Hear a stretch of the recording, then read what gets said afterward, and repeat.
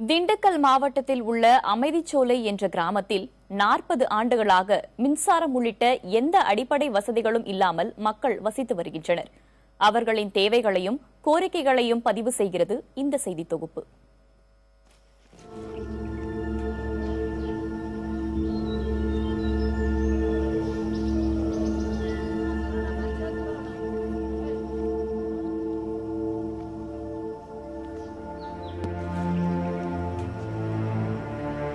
தண்ணீர் எடுக்க 2 கிலோமீட்டர் தூரம் நடந்து செல்லும் பெண்கள், மின்சார வசதி இல்லாததால் அகல் விளக்கில் படிக்கும் மாணவர்கள்.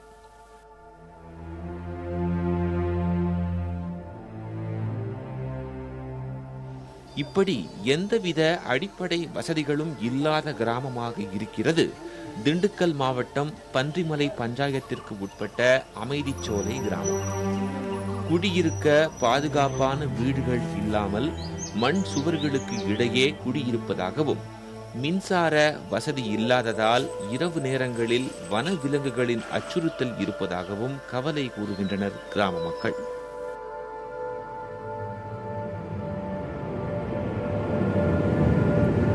நாங்கள் வந்து 40 வருஷம் ஆகுது. எந்த விதமான வசதியுமே இல்லை. நாங்கள் இந்த குழந்தையில வச்சுக்கிட்டு மாடு வருதுன்னு தெரியலை, புலி வருதுன்னு தெரியலை, இருட்டுக்குள்ளே இருக்கோம். எங்களுக்கு பிள்ளை படித்த படிப்புகளுக்கு எந்த விதமானதும் கொடுக்கல. பிள்ளைய படிச்சிருக்குது, அதுகளுக்கு எதுவுமே இல்லை மலையில் இருக்கிறதுனால.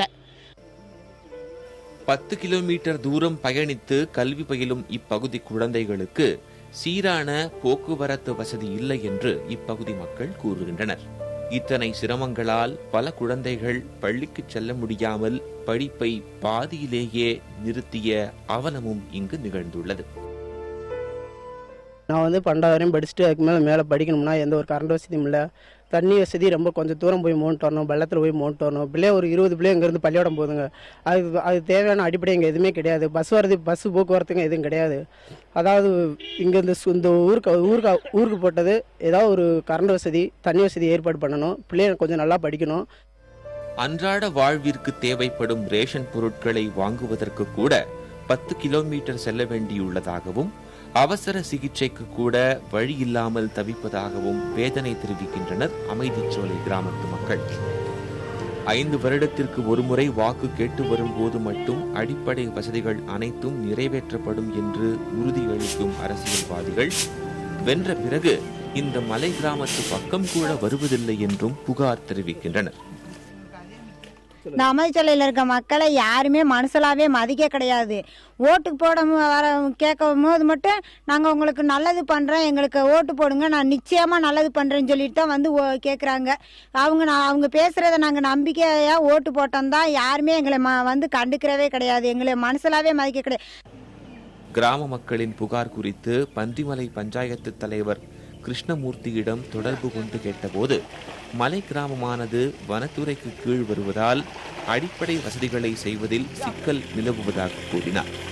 இருப்பினும் அரசு வழங்கும் அனைத்து சலுகைகளும் இயன்ற அளவு அனைத்து மக்களுக்கும் கொண்டு சேர்க்கப்பட்டு வருவதாகவும், வனத்துறை அமைச்சர் சீனிவாசனிடம் இதுகுறித்து பேசி அப்பகுதி மக்களுக்கு அனைத்து அடிப்படை வசதிகளும் செய்து தர நடவடிக்கை எடுக்கப்படும் என்றும் தெரிவித்தார். குடிநீர், மின்சாரம் போன்ற அடிப்படை வசதிகள் இல்லாமல் 40 ஆண்டுகளாக வாழ்ந்து வருகின்றனர்.